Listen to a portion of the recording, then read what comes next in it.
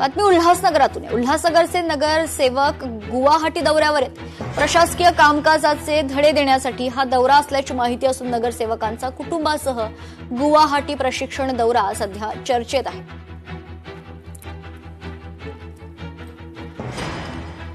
गुवाहाटी में जाके वहां से ट्रेनिंग करके आए।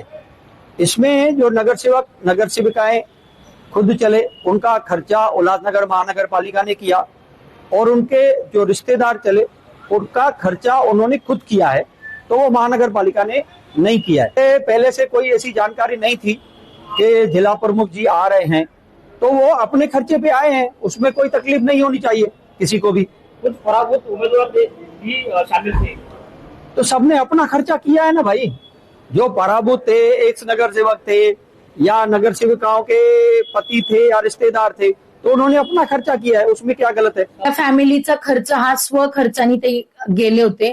आपल्याकडे जास्त नगरसेवक जे आहेत त्या नगरसेविका आहेत आणि महिला म्हणून कोणतीही महिला एकटी जाणार नाही, या हिशोबाने त्यांचे पती आणि त्यांचे मुलं सोबत होते आणि जे सोबत आले होते त्यांचा खर्च त्यांनी स्वखर्चाने ते तिथे आले होते आणि मग एक मजा म्हणून त्यांनी तो व्हिडिओ बनवलेला होता।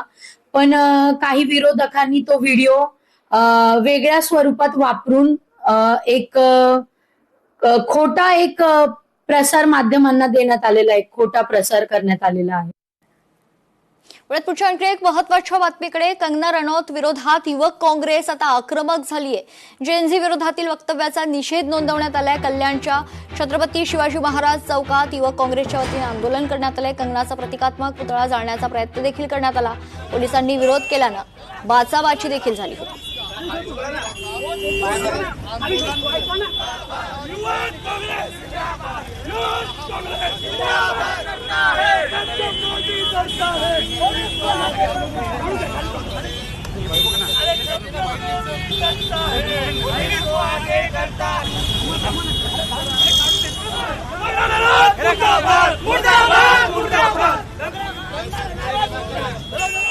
कंगना रनौतनी जे बोललंय, जेनजी हे गटर जनरेशन आहे, तर हे फक्त तरुणांचं नाही तर पूर्ण भारताचं भविष्याचा अपमान आहे।